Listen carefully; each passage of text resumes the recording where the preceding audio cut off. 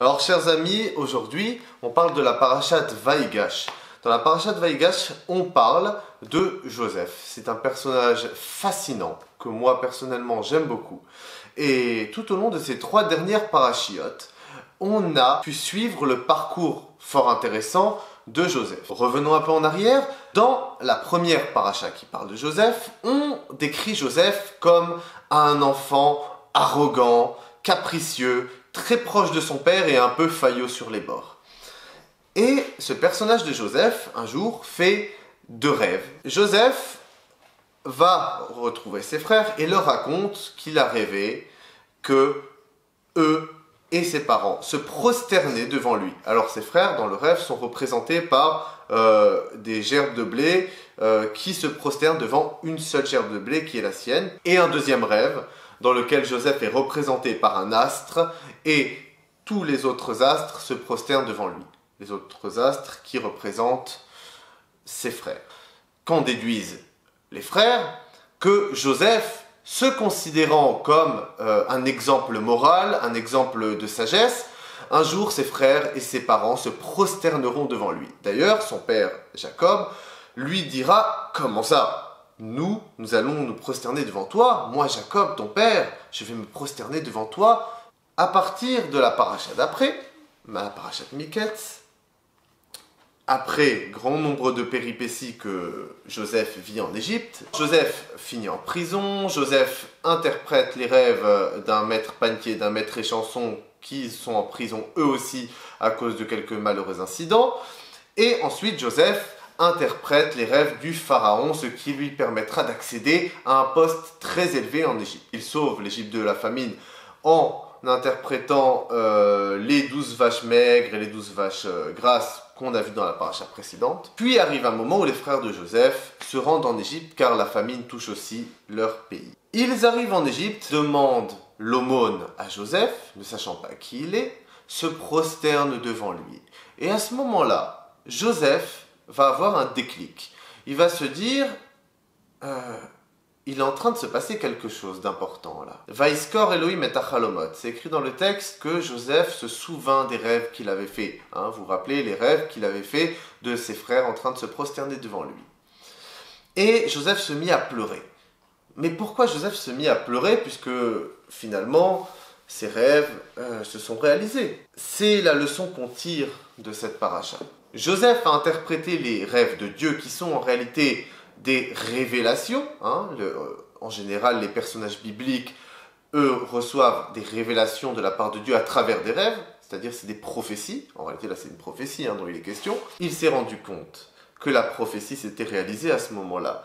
Mais il s'est aussi rendu compte que l'interprétation qu'il avait fait comprendre à ses frères et que même lui avait interprété pour lui n'était pas bonne. Ses frères ne se sont pas prosternés devant lui par admiration, ils ne se sont pas prosternés devant lui parce que c'était un exemple de morale ou de sagesse. Ils se sont prosternés devant lui parce qu'ils étaient obligés de le faire, parce qu'ils étaient dans une situation terrible de famine, et pour recevoir de l'aide de la part du ministre du Pharaon, il fallait forcément se prosterner devant l'autorité. Joseph se rend compte à ce moment-là que ce qu'il a fait est terrible.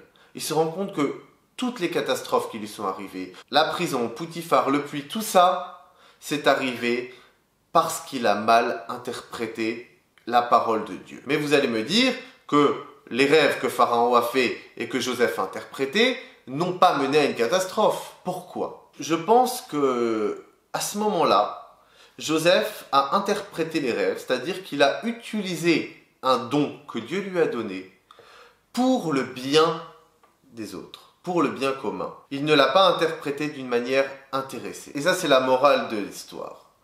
Quand on a un don, il faut les mettre au service des autres et pas s'en servir à des fins personnelles, d'ego.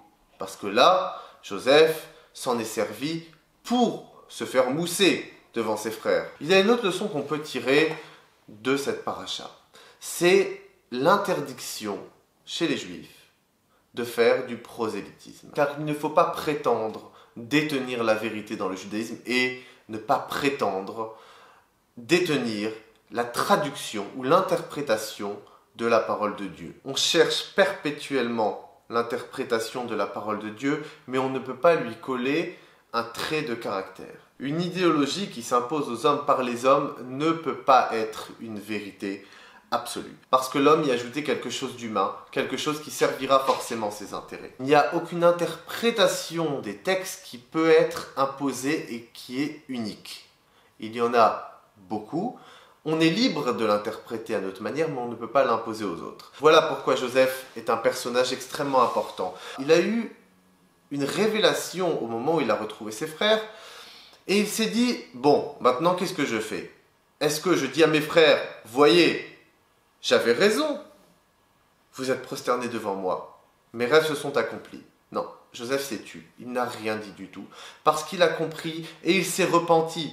Et il s'est dit, maintenant, je sais que c'est de ma faute, en partie. Évidemment, les actes des frères ne sont pas pardonnables, mais Joseph a compris une chose, c'est qu'on peut faire beaucoup de mal en s'appropriant la parole divine. C'est le problème aujourd'hui de nombreux extrémistes qui s'approprient la parole de la Torah, du Coran, de la Bible, pour l'utiliser, pour l'instrumentaliser à des fins politiques ou à des fins extrêmement violentes. Il n'y a pas de parole divine unique. Il n'y a pas d'interprétation de la parole divine unique. Il y a de multiples interprétations qui doivent se mettre au service des humains, au service des fidèles. Et c'est seulement de cette manière-là que le peuple juif, finalement, avance. Shabbat Shalom à tous.